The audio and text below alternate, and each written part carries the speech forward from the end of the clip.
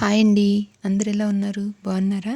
ఈరోజు స్వీట్ బోండా చేసే విధానం. గోధుమ పిండి ఇంట్లో ఉంటే ఈజీగా స్వీట్ బోండా రెడీ చేసుకోవచ్చండి. పిల్లలు స్కూల్ నుంచి వచ్చేసరికి స్వీట్ బోండాకి కావాల్సినవి గోధుమ పిండి, బొంబాయి రవ్వ, వంట సోడా, కొంచెం సాల్ట్, పంచదార.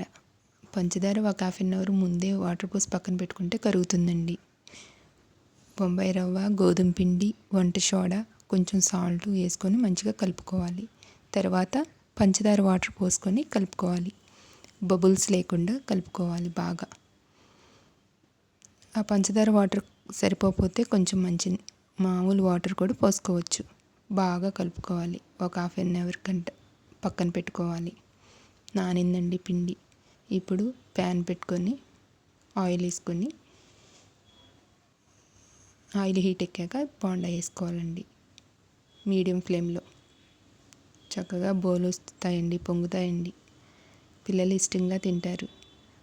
పిల్లలు ఏంటండి, పెద్దవాళ్ళకి కూడా ఇష్టంగానే ఉంటాయి. గోధుమ పిండి ఇంట్లో ఉంటే ఈజీగా చేసుకోవచ్చండి. పిల్లలు వచ్చేసరికి చూడండి ఎంత బాగా పొంగాయో. బోలు కూడా వచ్చాయి, మెత్తగా ఉన్నాయి, పొరలు పొరలుగా వచ్చాయండి. బొండాలతో పాటు జాంకాయలు కూడా కట్ చేస్తున్నానండి. రోజుకొక ఫ్రూట్ పిల్లలకి పెట్టాలి కదండి. నేను ఈ విధంగా కట్ చేస్తున్నానండి. మీకు కూడా వస్తే కామెంట్ చేయండి, లైక్ చేయండి, షేర్ చేయండి, సబ్స్క్రైబర్ చేయండి.